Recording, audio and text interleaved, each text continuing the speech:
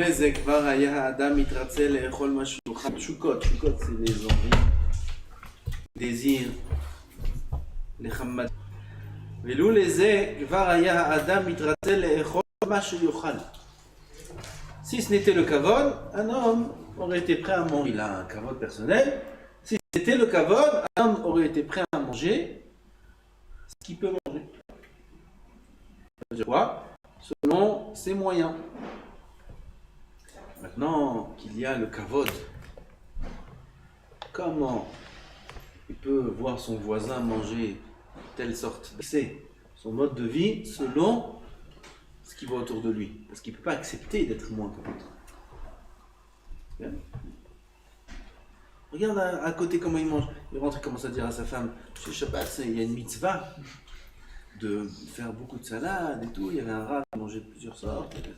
Il commence à lui amener des mamarim de Chazal. Et tout, il habille sur des mitzvot. Et en vérité, quel est son moteur? Le kavod qu'il a vu chez l'autre. Il ne peut pas supporter d'être différent de l'autre, d'être moins que l'autre. Alors lui aussi il veut se mettre à niveau, mais il n'a pas les moyens d'atteindre ce niveau. Alors, il va chercher à travailler plus, il y a un mode de vie qui est plus lourd, et plus difficile, etc. L'ilbosh, maïché, chassé, ervato, un homme aurait été prêt. Pourquoi s'il est seul sur une île? Il a besoin il va mettre le pantalon, le tricot, la chemise, le costume. Ah putain. Ah putain. Si un homme il est seul, serviette. Serviette, c'est tout. Avkamina. Pour qui il va commencer à mettre la chemise et repasser et tout. C'est là, capote.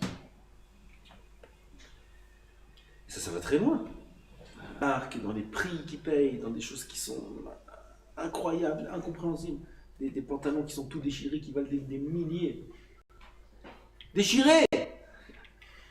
Aujourd'hui ça coûte, pourquoi? C'est ça comme ça, et ça c'est comme ça, et ça c'est comme ça. Ils vont, ils s'habillent. Et ça c'est très difficile, c'est très difficile. Tout l'inanime de la mode c'est très difficile. On est tous touchés par ça, chacun à son niveau. On est tous touchés quelque part par ça. Qu'est-ce qui fait qu'un homme poursuit ces choses-là? Le kavod. C'est pas shoot. Oui, dans la mode, c'est flagrant. Il y a des choses que c'est que la marque qu'on paye. Oui, je parle pas de la qualité. Il y a des choses, c'est que la marque. Pourquoi il mettrait une montre, celle-là, puisque à 500 shekels? Ça marche bien, 500 shekels. Okay. Et une montre à 50 000 shekels. C'est possible que 50 000 marche mieux que 500? Ça n'existe pas. Parfois, moins bien. Je vous dis des choses que je connais. Quand j'étais là au Canada, il demande à son copain, on était à table. Quelle heure? J'ai pas la montre. Quelle heure? Alors regarde, c'est une Rolex. Vrai. Elle marche pas, il me dit, elle marche pas cher. Non, c'est cher. Devant mes yeux. Elle marche pas, un problème, elle marche pas. Rolex. 30 000, 40 000, je sais pas combien. Dollars. Comment un homme est intéressé de porter ça, si ce n'est le regard de l'autre?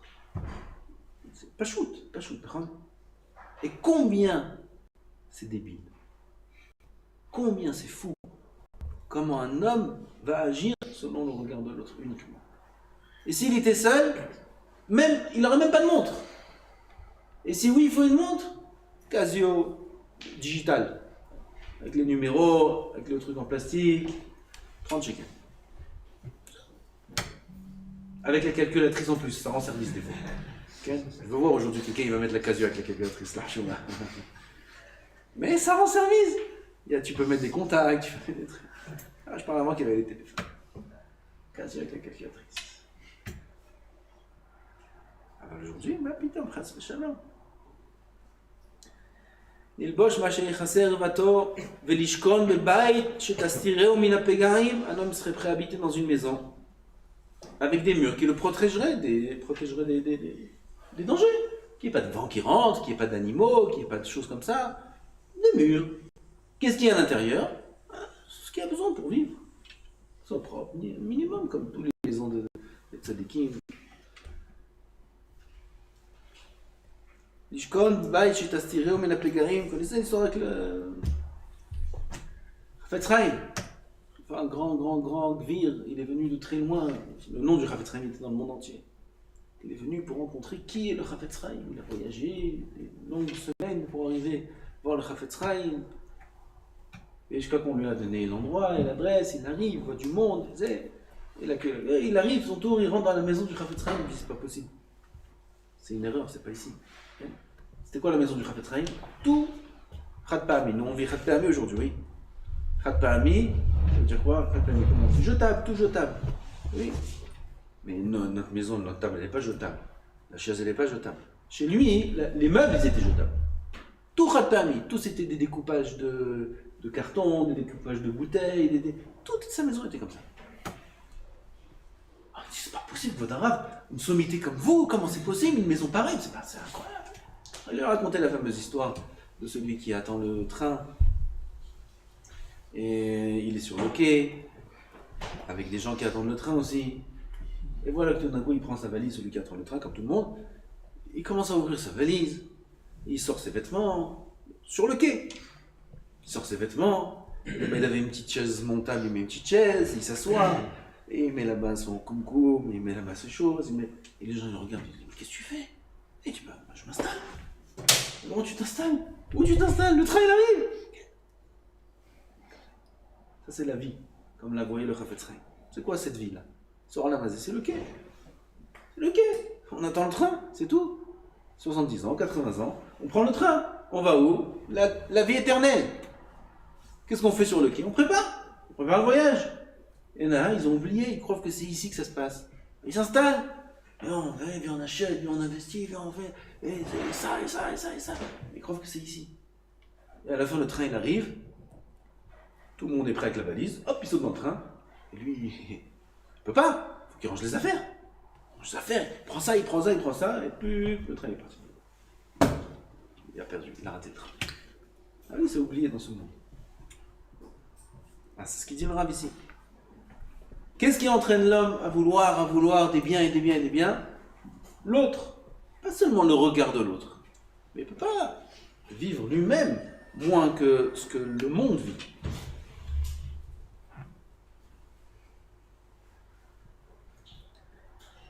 Les gens ils vont en vacances, ils vont dans les îles. Vous savez, là-bas c'est vacances bungalow. Vous connaissez bungalow? Qu'est-ce qu'il y a là-bas? Tout en bois, il n'y a rien. Et c'est l'ambiance des vacances. Il y a des tout en bois, des chaises en bois, des trucs en bambou. Il n'y a rien de spécial. Ils sont contents.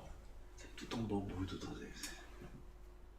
Ah, pourquoi quand tu arrives à Paris, quand tu arrives il faut que tu aies ta maison tout en bambou, en bois, maïch. Maga, je peux pas. T'as vu l'appartement en face? T'as vu celui-là? T'as vu mon frère? T'as vu ma belle-sœur où ils habitent? T'as vu celui-là ils habitent? Après ma femme, qu'est-ce qu'elle va dire? Alors, à cause de l'autre, on est obligé de faire. Et pour faire ça, il faut ramasser. Et celui qui n'arrive pas à ramasser de l'argent, il doit s'endetter. Et voilà. La vie, combien elle devient difficile? Pour rien. Le tzaddik comprend pourquoi il est dans ce monde. Tzaddik ochel et sauvage. Le tzaddik mange de quoi se rassasier. C'est pas d'afka manger, c'est utiliser tout le matériel de ce monde. De quoi vivre. J'ai de quoi vivre, j'ai de quoi faire les mitzvot. J'ai toutes les conditions qu'il faut pour être sa mère dans ma avodat Hashem. Explique. Vaïta parnasato kala alav. Si ce n'était le kavod qui poussait l'homme à acheter et avoir des biens, alors sa parnassa aurait été beaucoup plus facile à ses yeux. Pourquoi la parnassa c'est tellement dur? Tout le monde te dit parnassa. Pourquoi c'est tellement dur la parnassa? Parce qu'il faut ramasser beaucoup. Et pourquoi il faut ramasser beaucoup? Parce qu'il faut être mieux que les autres, ou comme les autres. Alors c'est pour ça qu'il faut ramasser beaucoup. Mais si un homme, il ne cherche pas à être comme les autres, il n'a pas besoin d'être comme les autres, il a besoin de ce qu'il faut pour vivre, et il a compris qu'ici c'est que le quai de la gare, alors sa parnassa elle devient beaucoup plus facile.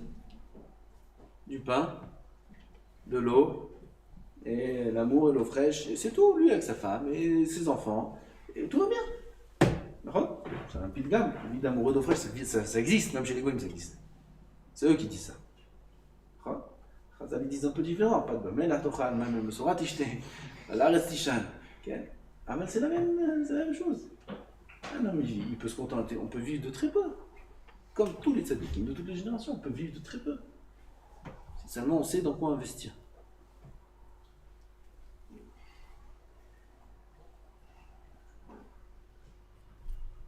Ça, il faut éduquer la maison. Il faut donner les vraies valeurs dans la maison. Un chacham, une fois, tous ces enfants de tzadikim, ils m'ont demandé comment tous ces enfants de tzadikim, ils ont demandé à sa femme.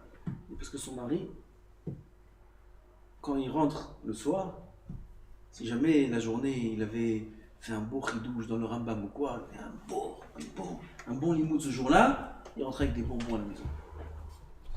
Ah, les bonbons quoi? Des bonbons, pourquoi? Ah, aujourd'hui j'ai un chidouche dans le Rambam. Il ne peut pas leur expliquer aux enfants.